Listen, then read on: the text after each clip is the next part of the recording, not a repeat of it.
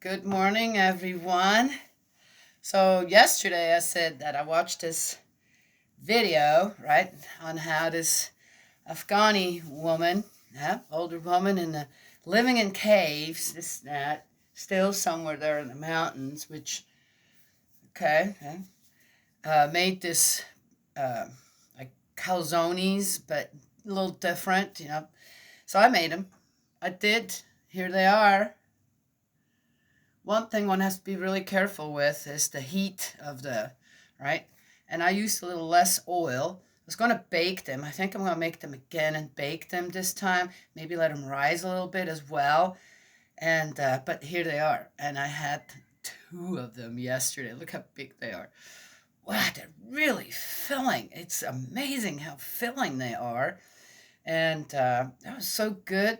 As I said, I used to. Let's see if I can break that open.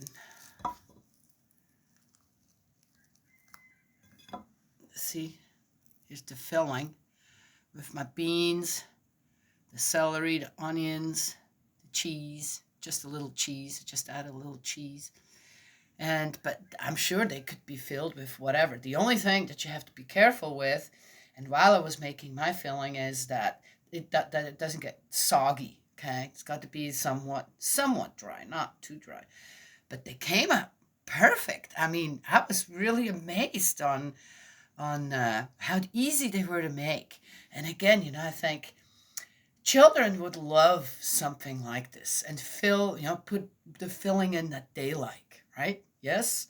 Well, anyway, there we go. Filling cheap. Cheap. This is cheap. Absolutely cheap to make.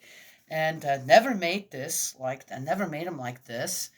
And it just came out so good. So I ended up I didn't know what spice she added to, and I ended up adding some turmeric to the dough, and it gave it this kind of yellowish color. I just added a little bit.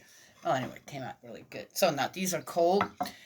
They're great cold too. Stuff like this you can eat cold, or I could stick it back in the microwave, or for a short amount of time in the oven, and just heat them up like that. Right? Yes, there you go. Anyway, and I used maybe a third of the recipe that she used, or a quarter of the recipe, because I wanted to only make a few, and I still ended up making 8 of them. Anyway, there it is. I'm just loving it. I just saw another video.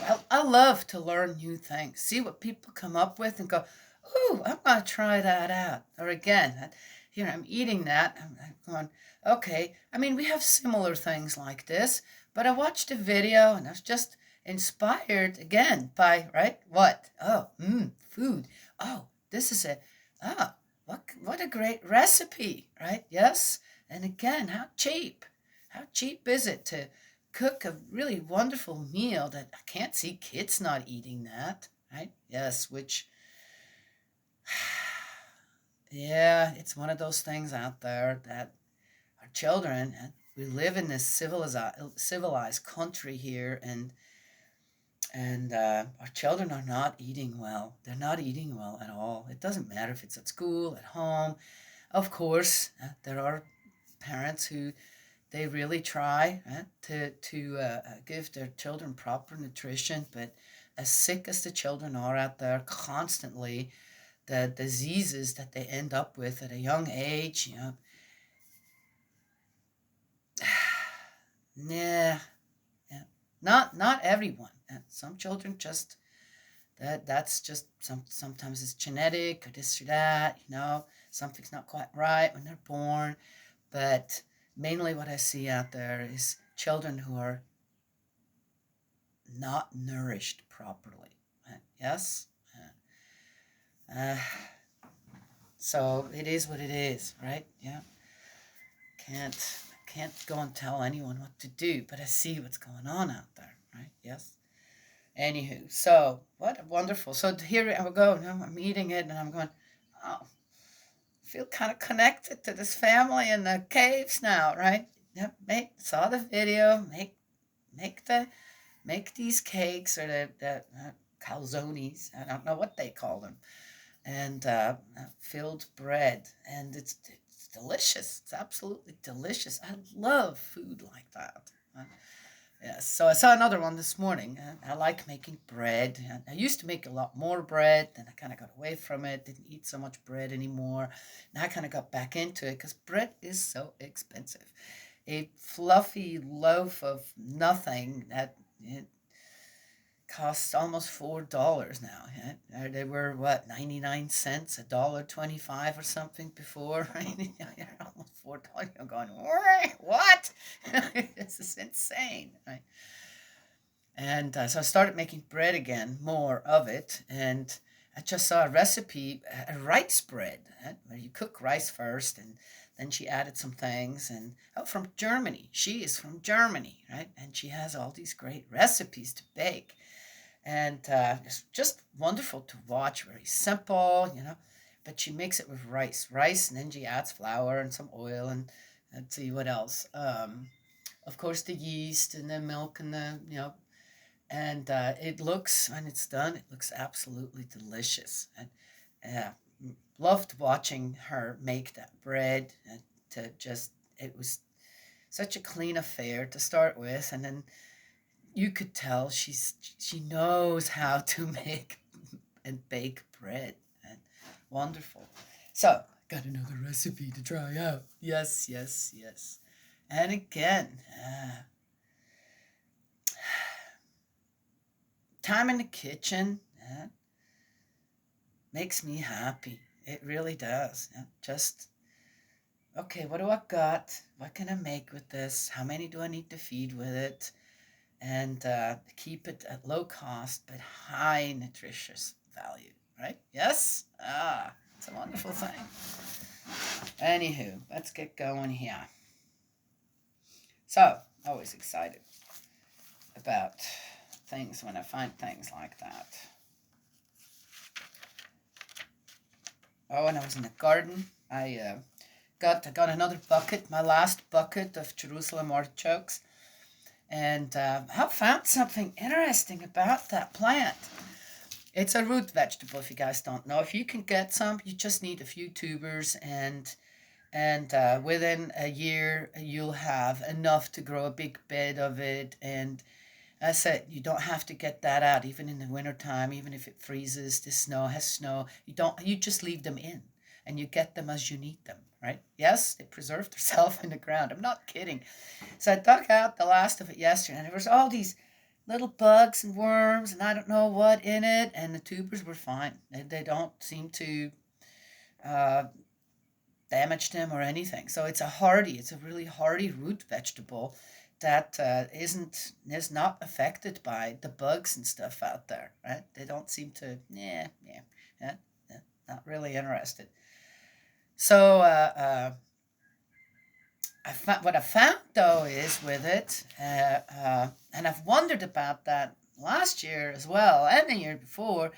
They love growing under rocks rather than just in a regular bed. They will too, but so this time, instead of just putting them out there, right, again, I already planted some again now. I put some rocks around them. Right? I put the rocks down first, then I planted them so they can grow around and underneath the rocks. We'll see what happens. They like tight spaces, and they grow really big then too. Interesting. So that's what I did yesterday. And cleaned up a little bit in one area. There's so much to do out there. I just wish I could move for longer than it is possible for me now. But things get done every day a little bit. Right? Yes? Okay. Yeah. Then it gets done. And then suddenly I have to help, to get the manure over here, this, that. Suddenly that happens too. I need my granddaughter here. She's amazing. All right. Leviticus 8, the investiture of the priests, consecration rites. Yahweh spoke to Moses and said, take Aaron and with him his sons, the vestments, the anointing oil, the bull for the sacrifice for sin, the 2 rams, and the basket of unleavened bread. Oh. Then new instructions. This is a bull, 2 rams, basket of unleavened bread, then called the whole community together at the entrance to the tent of meeting. Moses did as Yahweh ordered. The community gathered at the entrance to the tent of meeting, and Moses said to them, "This is what Yahweh has ordered to be done." He made Aaron and his sons come forward and washed them with water. He then dressed him in a tunic, passed the waistband around his waist, and vested him in a robe and put the ephod on him. He then put the waistband of the ephod around his waist, fastening it to him. He put the breastplate on him and placed the Urim and Thummim in it. He put the turban on his head, and on the front of the turban the golden flower. This was the symbol of holy consecration which Yahweh had prescribed to Moses. Moses then took the anointing oil and anointed the dwelling and everything inside it to consecrate them. He sprinkled the altar 7 times and anointed the altar and its accessories, the basin and its stand, to consecrate them. He then poured some of the anointing oil on Aaron's head and anointing him to consecrate him. Moses then made Aaron's sons come forward. He dressed them in tunics, passed a waistband around their waists, and put on their headdresses, as Yahweh had ordered him. He then had the bull for the sacrifice for sin brought forward. Aaron and his sons laid their hands on the victim's head, and Moses slaughtered it. He then took the blood and with his finger put some of it on the corners of the altar to purify the altar. He then poured the rest of the blood at the foot of the altar, which he consecrated by performing the rite of expiation over it. He then took all the fat covering, the entrails, the mass of fat over the liver, both kidneys and their fat, and he burnt this on the altar. But the bull's skin, its meat, and its offal he burnt outside the camp, as Yahweh had ordered Moses. Sounds like, oh, okay, so Moses brought the bull, or they had the bull brought in, and then he, most likely, when it's going to sound gross, I know, but that's kind of how you do it, okay? You got to drain the meat from the blood. That is something that you do. And most likely he slit its throat, right? Yes? Yeah. Yeah, what a way to go, right? Yeah, I know. Yeah. But then, so then he takes the blood, so that takes a little while. And I wonder, while he's doing that, are they already taking the bull apart? That's, how did they do that? It doesn't really say where they are taking the bull apart, right? Yes? Most of the time, when you do things like this, you hang the animal afterwards, right, to get to everything, and so it's not on the ground, and the meat gets contaminated, and this and that.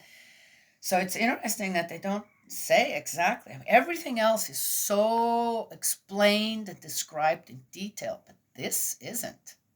Yes? Oh, it's too gross. Well, it's already gross, something like that. Yeah, in a way, it's like, well,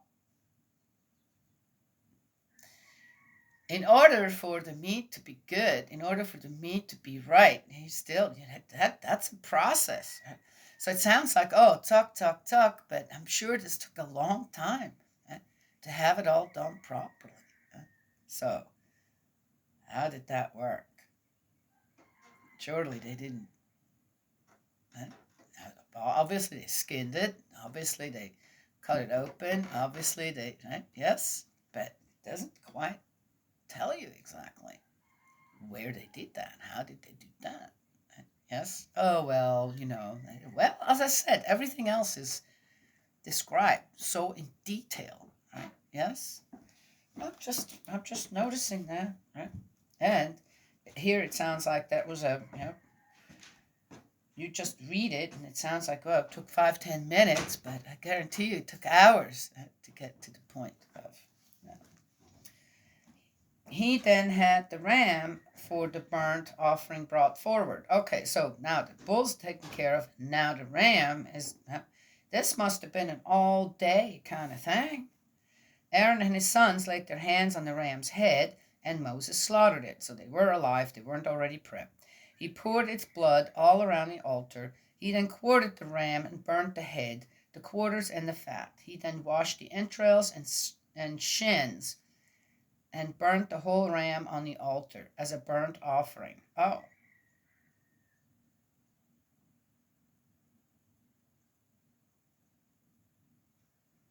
Oh, interesting. That might have gone faster. Offered to be a pleasing smell as food burned for Yahweh, as Yahweh had ordered Moses. How can that be a pleasing smell? Okay, so now, see, I'm going with my physical nose. Right? That can't be pleasing. All that wool, the snad, that stinks. That stuff stinks. Fat stinks. How is that pleasing? Right? Ah, what smell are we talking about here? Something different. It's obviously not. So again, how much do we all understand about all this? Probably very, very little, even today. If this was actually what happened. Oh, I'm doubting that. I'm not doubting it. It's just said I'm getting such detailed instructions about some things, and then there's other stuff left out.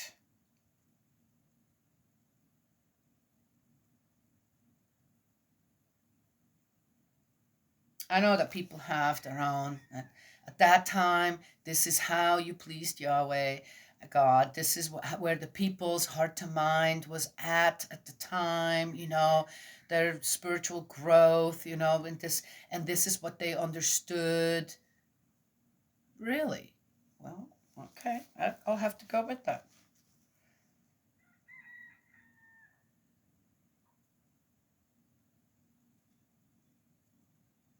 Okay, I want to say more, but I'm not going to. Okay, Daniela.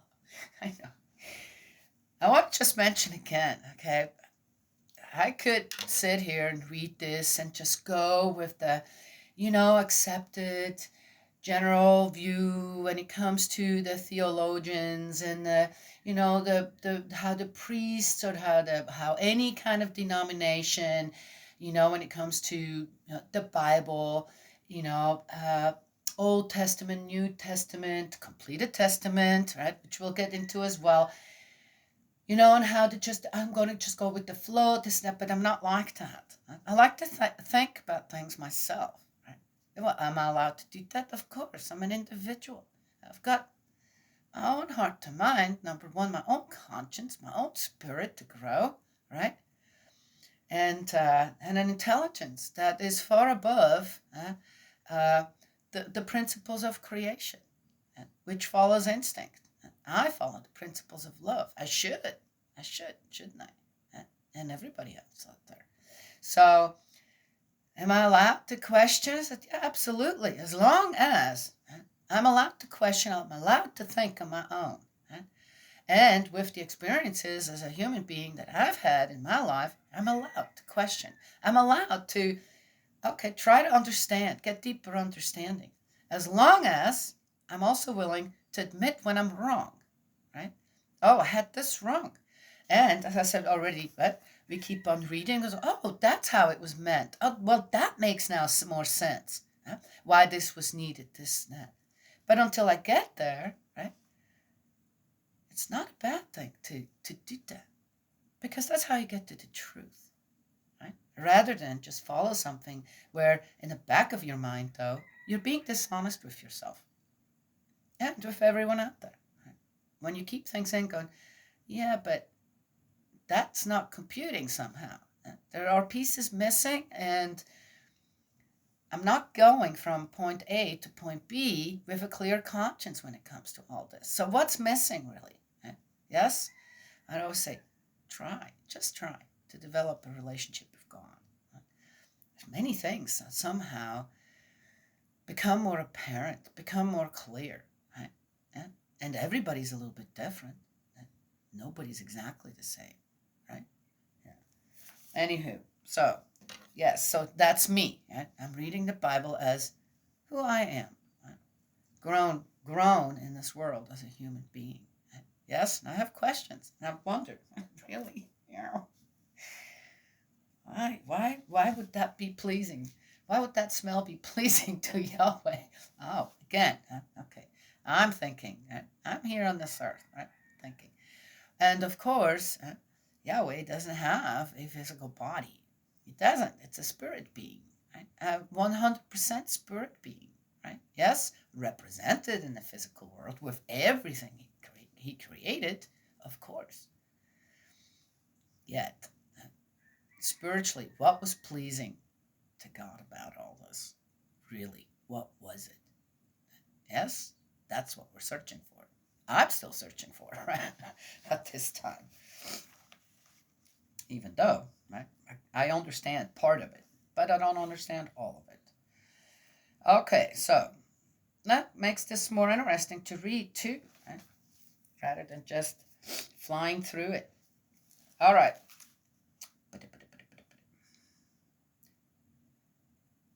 Aaron and his sons laid their hands on its head, and Moses slaughtered it. He took some of its blood and put it on the lobe of Aaron's right ear.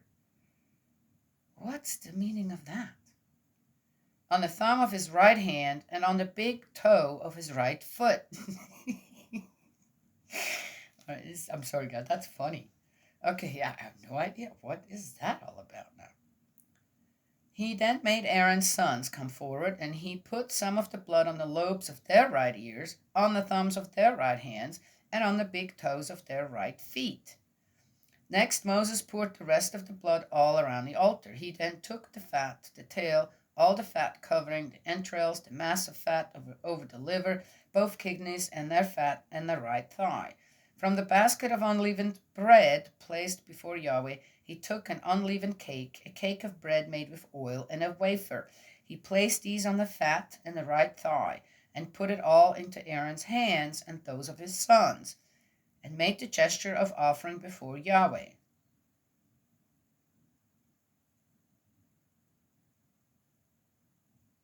Ooh, what?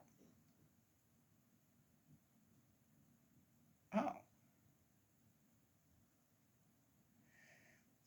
Foundation substantiates something?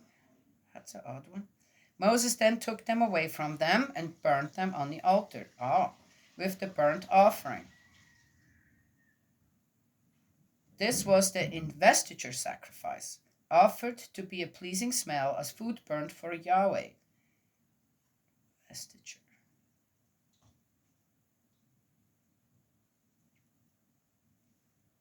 Give some, get some. Give some, get more. Moses then took the forequarter and made the gesture of offering before Yahweh. This was the portion of the ram of investiture that reverted to Moses, as Yahweh had ordered Moses. Moses then took some of the anointing oil and some of the blood that was on the altar and sprinkled Aaron and his vestments. You gotta be kidding me. And his sons and their vestments with it. In this way, he consecrated Aaron and his vestments and his sons and their vestments.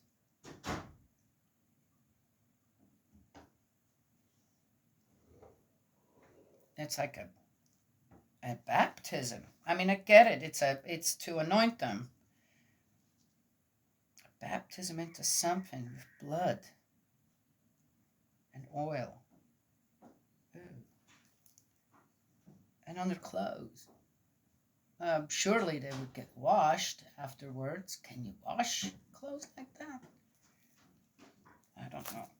Moses then said to Aaron and his sons, "Cook the meat at the entrance to the tent of meeting and eat it there, as also the bread of the investiture sacrifice still in the basket of the investiture offerings, as I ordered when I said, Aaron and his sons must eat it. What remains of the meat and bread you will burn. For 7 days you will not leave the entrance to the tent of meeting, until the time of your investiture is complete. For your investiture will require 7 days." Oh, it's like an initiation ceremony. Yahweh has ordered us to do as we have done today to perform the rite of expiation for you. Hence, for 7 days, day and night, you will remain at the entrance to the tent of meeting, observing Yahweh's ritual. Do this, and you will not incur death. What? For this was the order I received. So Aaron and his sons did everything that Yahweh had ordered through Moses. That's the end of 8.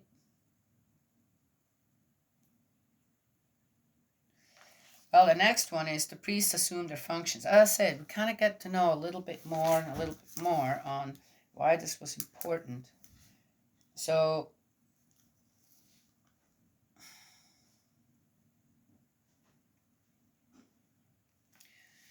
it's almost as if at that time, and people still do at this time, they needed a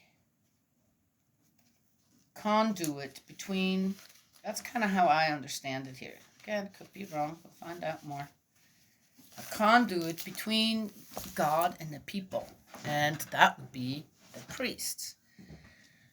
Aaron and his sons, right? Moses as, would one consider Moses as the leader, right? From what I'm getting, Moses is more like a messenger, right? He's the messenger giving the instructions. Why can't God give those instructions straight to Aaron and the sons and to the people? Oh, why not even bypass Aaron and the sons and just go straight to the people? Why was that not possible at that time? Yes? Interesting. There is something interesting going on here in Kentucky, and it's got some attention. Good news doesn't get as much attention as bad news, right? But it's out there, and actually I didn't know about it, had no clue. And a friend from Korea, thank you, Nancy, sent me a little news clip. Says, "Hey, did you know this was going on in your state?" I'm going, "What?" And I read through it, and they have in one of the universities they had some kind of started a spontaneous revival, and it's huge, it's big, it's huge, and the people are just flocking to it and excited about it, and it's spreading to other universities. College students excited about what? Spiritual life with God, acknowledging God. You see, acknowledging God. That's a huge step from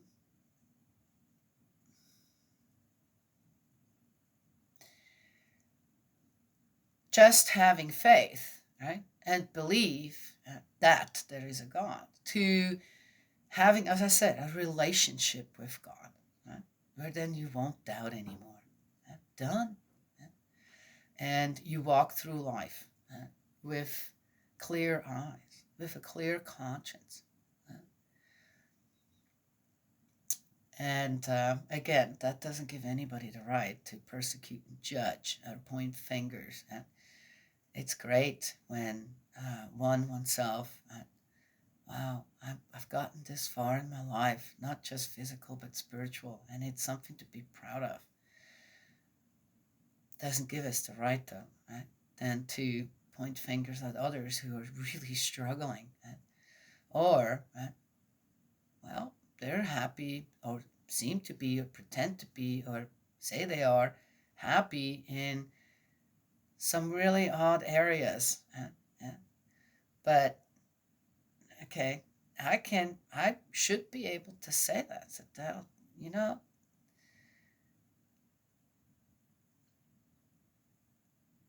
though, right, I don't have the right to persecute, judge anyone.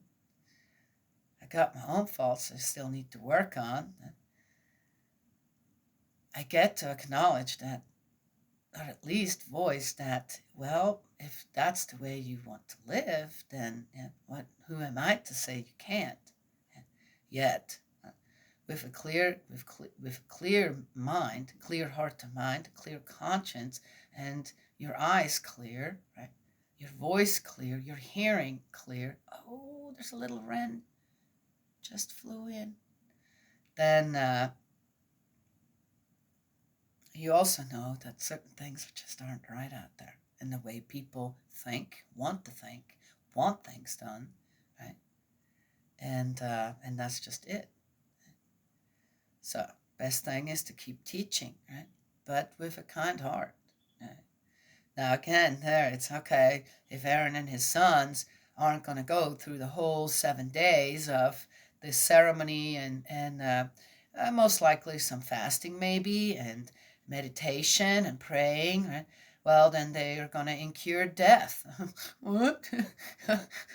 Okay. Right? Yes. I think this was mainly for them to really get a deeper understanding, right, on how responsible they've just suddenly become, right, and were anointed, put in place as priests, for the well-being of the people, the spiritual well-being of the people, to begin with, right? Yes. And, all right, we're going to have to let all those idols, all them other gods, we're going to have to put them aside. They don't exist. There's only one, the one God, right? Must have been very difficult.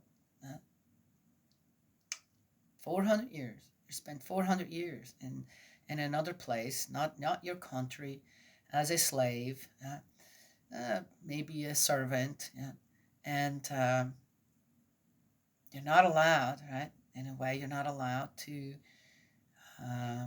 practice or acknowledge what your ancestors were all about. Then you become kind of, I want to say, almost infected, right? Yeah, even with desire to follow the place that you're at, the people, what they're doing there, right? Yes, it's just kind of how it is. It takes a strong mind to stay strong, right, in your belief, and that's that, and know what's right and wrong. Yeah, because again, whatever I just said here, right, when it comes to another religion, when it comes to other people's idea of what life and living is all about, and offense, defense, both, none, then they could say the same thing and say, well, my conscience is clear, even though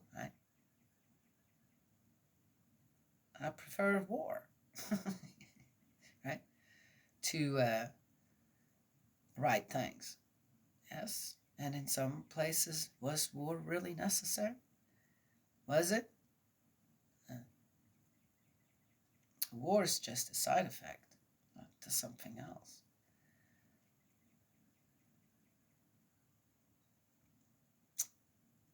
It's not the root of the problem. Well, anyway, that's all I have to say today. No fire today. It's gonna be warm. Oh.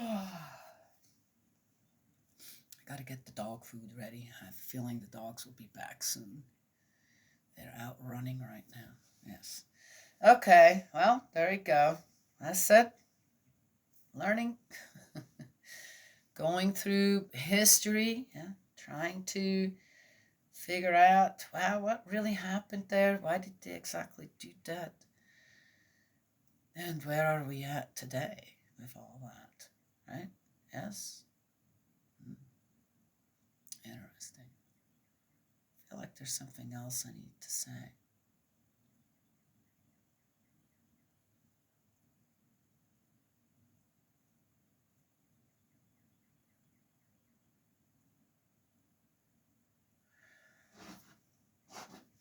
If everybody is guided in the same way, right? Yes? Proper heart to mind, right?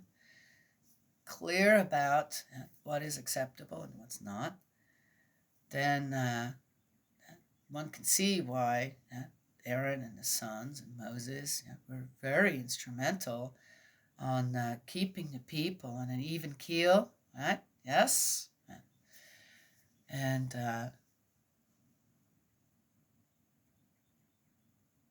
okay, I'm going to have to mention this. came across something, and I just noticed it. As I said, just noticed it. Not again. Things are as they are out there, and I have to question some things of the behavior of the people done. I came across a video where the last survivor of a concentration camp in Poland spoke out. And I made a little documentary. It was about an hour long plus. And there was one thing that he said that kind of struck me. There's always a reason why I listen to certain videos or they come my way. And one was, he said that the way the people's minds were polluted to then regard the Jews as this horrific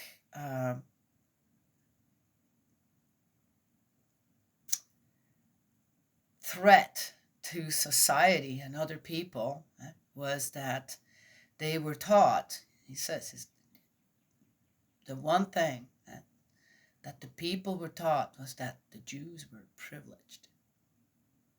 And because of their privilege and their success, others couldn't get ahead. And it's like, whoa, wow, what did I just hear here? Why do you guys think I mentioned this here? Because what's going on out there right now?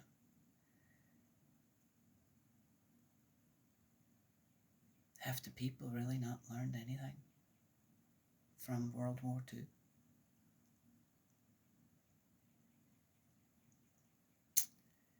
And the same methods, the same schemes are still used now, again?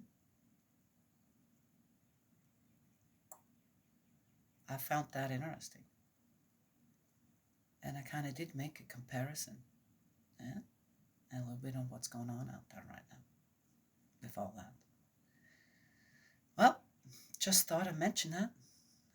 And again, one can take that one way or the other. I just observe. I observe, and I kind of connect the dots. I go, wow.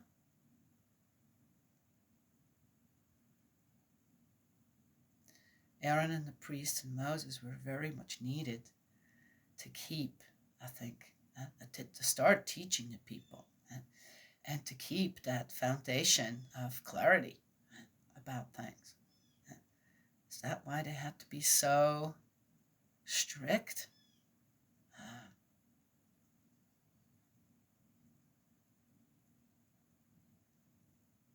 People's minds and thoughts can take an awful turn, cause a lot of havoc, destruction. Right? Yes.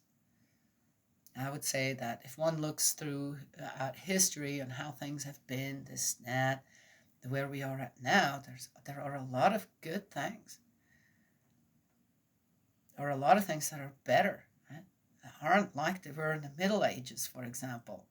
I've been watching some of those videos too. Oh, it's very interesting. And, what a time we could still be living at and going through as people, as common people, especially, right? Yes. But things are, in many ways, are better, right, when it comes to certain things. So, again, as long as we move forward and all that, then I think that's a good thing. But watching that video and that survivor kind of laying it out, cost the people to follow such destruction of another people, millions and millions just killed for what?